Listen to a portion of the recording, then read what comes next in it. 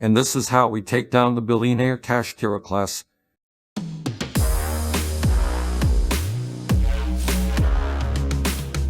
What's going on, guys? LoganJYA with my boy Miles. You might recognize him from Hartford, Connecticut. He is another fellow DRYKage, an excellent DRYTRON duelist. Him and I talk all the time about the deck. So, my man, how was your personal performance at today's Las Vegas 3v3? The 3v3 was went really well for me. I finished 7-2, lost one match to like just an uncontrollably bad hand game 3. So like that to me is almost like finishing 8-1 itself. It just was really uncharacteristic of the deck to do that.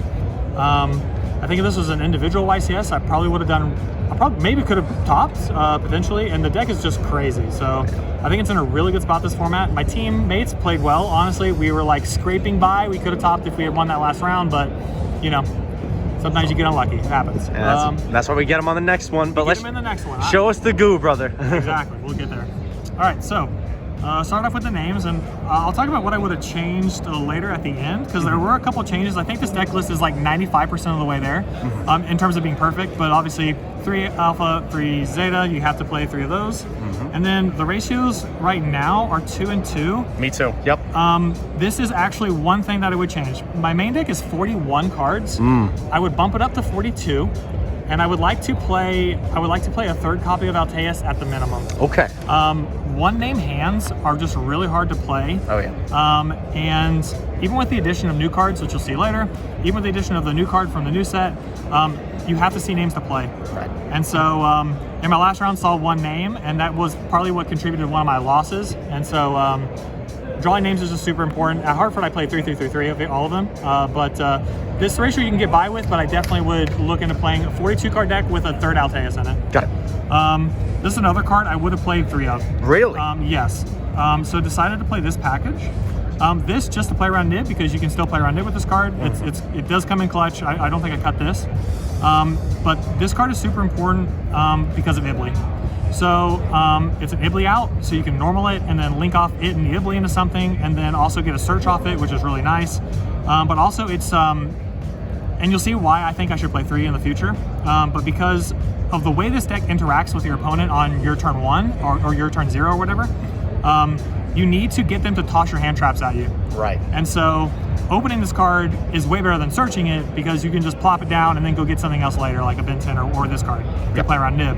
So I feel like opening this card is kind of crazy, and I would like to play 3 in the future. Got it. Especially because it's a good way to play around Ibly. Then I played this. I did make this a few times today. Of course, I'm still on the Amorphactor. I am just a big believer in the pain, because it's a Miles special at this point. I know he's not the most popular way to play this deck, but he's been really successful for me. And in any format where it's like synchro fusion based, you're fine to play Amorphactor. Got it. And also, this makes sense in a second. So Natasha, obviously, this card I think I'm going to cut to fit the third Diviner. It was okay today, but I never really used it to summon it. It was just like a fairy to have in hand for Orange Light. So there you go. There's the monsters. Solid monster lineup. But like I said, the deck's 95% of the way there. I would have changed a couple things. Still on the 2 ritual spell. You have to. I cannot play less than 2, especially now, because of the banishing from the Cashier deck. So they banish 1, you're not playing ever. So you need the odds to have the second one in the deck. But also, once you start playing with 2, you can never go back to playing 1. Facts. 2 feels pretty good nowadays, it really honestly. Does. I really like it, yeah. Here's another change I would have made. So I played 3 of this, and then I played 1 of the field spell. Okay, because I know that our full combo, 2-card combo, is Nova plus Zeta, right? Correct. To turn skip. But I hate drawing 2 of these cards. Yeah. My last round, I drew 2 of these and just lost because my hand didn't play through a hand trap. But if I had drawn like this plus this, I'm fine, right? So I hate doubling up on this card. So I would definitely play 2 of this and 2 of this moving forward. So there you go. And then I'll do this card last, actually, because this will make a lot of sense once you see these cards. So I played 1 of this, 1 of this. Yep. Call it by because you have to. Duster, which your favorite. was nuts. No, this card was nuts all day. I played like, I think 2 or 3 Labyrinth, and every time they go like, oh, lady, set a thing, I'd be like, cool, thrust, add Duster, win for free, yeah. So I did that. And then for my going second cards, I played 2 of this and 2 of this. That seems fine. Yeah. It's whatever. And then the last card that just makes all the difference now fucking best card is Thrust. Oh, yes. So this also makes sense because of the trap. So I'm turn skipping. Oh, yeah. So there are several times during my testing where like Ash is obviously being played in the format like very prevalently, where if my hand is semi-playable, my opponent just FTKs themselves because they'll go like Ash Blossom on, you know, Diviner, Ash Blossom on Alpha, and I'm like, okay, cool. Do the rest of the combo, thrust at the end of it under like 5 summons, because you can do this under 5 summons, and then summon Amorphactor, skip their main phase 1, this thing, set the trap, and so you don't even have to do the scary Griffin combo, because whenever you're griffining to do the combo, you die to like nib bad. Right? And nib if you don't have the orange, exactly. Right. Half the time people don't even imperm the Amorphactors because it doesn't seem like something they have to imperm. Right. So then if they don't, I just skip their turn and then play for free. So like hand traps are a liability to play now, because you wind up FTKing yourself a lot. And also, this card's broken into Bystials. So yes. If you do wind up playing against a person playing Bystials, this card just is cracked in that situation. So that was my strategy going into it. It did pay off. Like I said, the deck was really nice. Like I only lost a round of hard bricking, but other than that, the deck was really, really, really nice. So we'll do extra deck, and then we'll decide. Perfect. So sorry for the Link 4s, 1 Apo, she didn't come up a lot, 1 Griffin for the combo, 1 access code, sorry it's not Starlight, so... You prefer access code over Boral? Right now, yes, because you can do, on the clapback after you FTK them, you can do a nib proof if they did draw it for turn, you can do a nib proof OTK with under 5 summons with this card, so you have to play that. Fair enough. And then I played for the Link 3 this because I play IP, you have to, and also access code, Dynamond, or Dynamondo. He's not as good in my build because you don't have like cool things to bring back, but one thing that kept coming up is he's big. Yeah, 22, right? It's actually crazy for a Link 2. He's on just that, big. Yeah.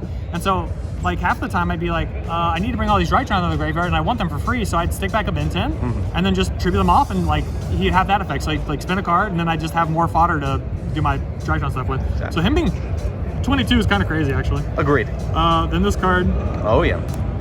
This card, still like it. This card, still like it. Didn't miss Anima at all? No one played? I've never played Anima. Fair enough. It's good though. And you need it for this build, duh. Yeah. So yeah. 2 of this guy, you have to now because we're the best Zeus deck. Actually, yeah, we actually are the best Zeus deck. We're the no best cap. Zeus deck, and so this is just broken against Kashtira. If they look in your extra, I still have guys hitting one of these, and I'd be like, that literally does. I'd be like, thank you. Cool, thank you.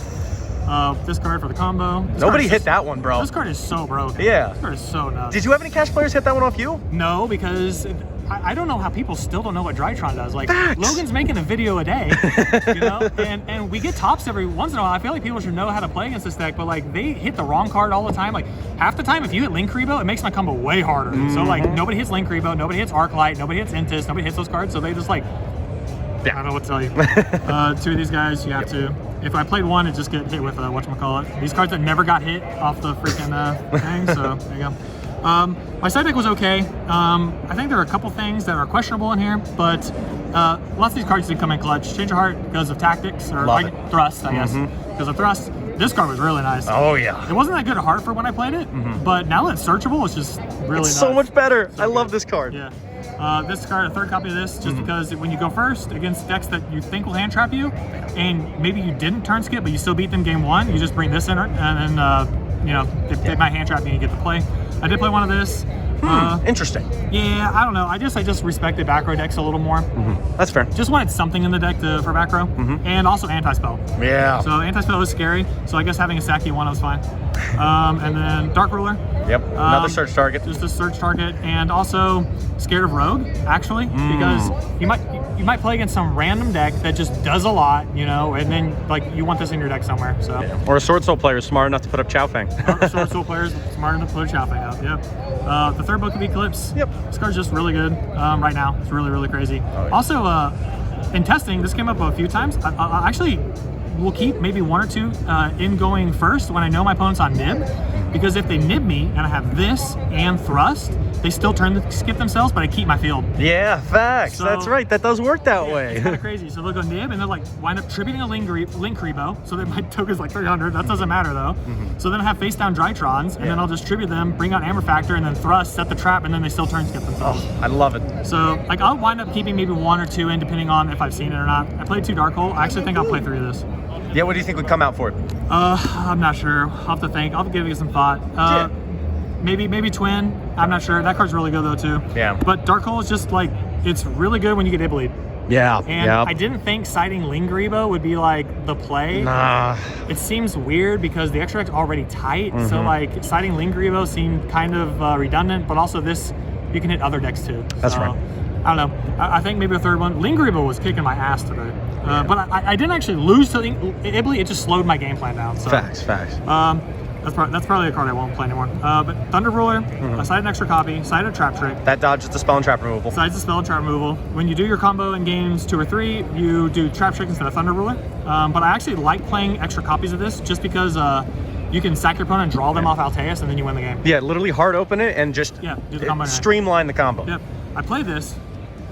I won't play this going forward. Okay, why? I'll play a second copy of Thunder Ruler instead because, like we just said, drawing a Thunder Ruler is just better than anything else. Right. Because the combo becomes way more streamlined in that case, and you play under nib. Right. The theory behind this was, if my hand is crusty and I need to buy a turn with thrust and I can't turn skip, I'll just set this and this will buy me the turn. Right. So that was the idea, but in theory, this deck shouldn't brick like that.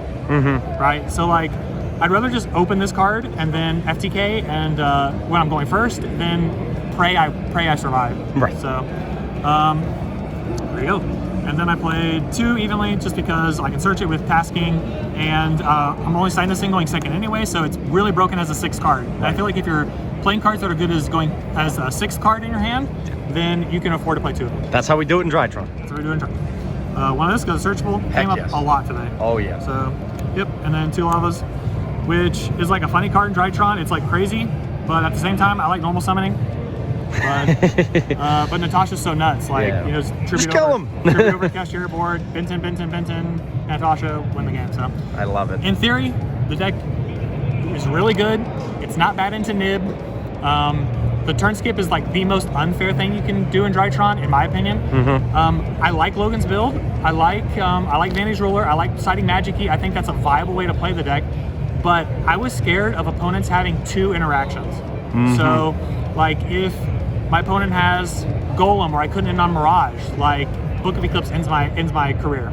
So, in my opinion, you know, if you want to play around everything, just don't let your opponent have a turn. You're not allowed to have a turn. And those are the best words, Miles. Listen, my man, anybody you want to give a shout out to before you close out? Shout out to my teammates, Corey Nance and Austin Taylor, both excellent players. Great guys. I'm really proud of the way they played, even though we didn't top.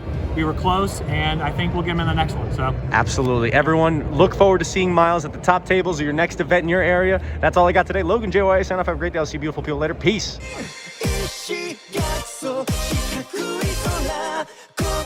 心の隙間埋め